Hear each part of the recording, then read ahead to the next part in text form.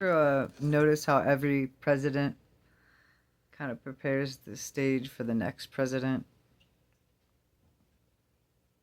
I don't know if you noticed or ever knew any that Obama ordered 36,000 guillotines, and thousands of coffins before COVID. How is that just an ironic coincidence, right? I don't think it is. But, it's a what if section, right? What if? What if every president prepared the way for the one coming after them and before, right? Fauci helped with the 4 year, before it even happened, 4 years before, they had him on record, videotape, talking about COVID. Prior to anything, it was all planned, and it's crazy. Anyway, kind of like those twin towers that went down that was magically crashed into by a terrorist plane. But it just so happens that the inside was all, specifically. Yeah, you have to look up on the plans for that, but it's specifically made to burn instantly from the inside. So that plane just magically crashed in there. Yeah, but terrorist attack. I remember my Arabic friends couldn't go on the airplane without everybody acting like, here comes the guy with the bomb. Oh, watch out.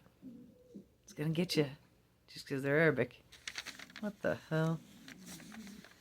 Yeah, anytime that happened, but they'd check everybody in line in every flight. But they, even to this day, it's called profiling. So, I think that's wild. Now they got a Muslim mayor in New York. Wow. How's that work out? And I don't know about where you guys live, but where I've lived, they've talked about like literally having the government shut down on purpose. And not just that, but they're talking about like the electrical grid and shutting that down just to test that power out. Now, is that, maybe a test for Project Blue Balls, or is it just to get that scene dark enough to start something that everybody would pay attention to because they wouldn't be on their phones? Who knows? Who knows? I mean, think about that in the places that the powers went out at across the world. What happened to that and those people? God only knows, literally, because they don't have any coverage usually of news about things like that. So, anyway, there's like I would say a good percentage of it said in the Bible a long time ago, the daughter of the Chaldeans shall sit in darkness. So, the daughter of the Chaldeans shall sit in darkness. What exactly does that mean, right? When we look up that. But I remember seeing these South Korean, North Korean people staring at each other from across the river. Like, one side's completely dark, and then the other side's completely alive at night. And I always think, well, maybe that's some holographic mind control there, when people have to be controlled so bad they're literally keeping score of each other on social media.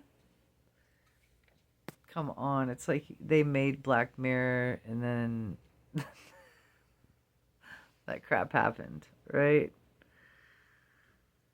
Anyway, yeah, I don't know. Most people do call it the Matrix, and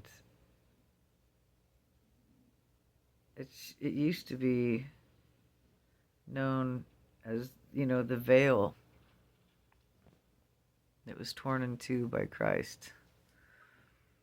So I always think that's interesting because, I mean, that's what it is, the veil of existence. I trust more in Christ than I will any entity in this world or human. Yes, he's the one that walked among us as human, but he was the only adult that came to Earth. I think the rest of us are little kids, and we all got a lot to learn. And there's nothing wrong with saying that. So, it's not a way to burn, but it's a way to learn. And it's good to build people up and help them have good self-esteem, but it's also good to give credit to God, the one that's the unseen.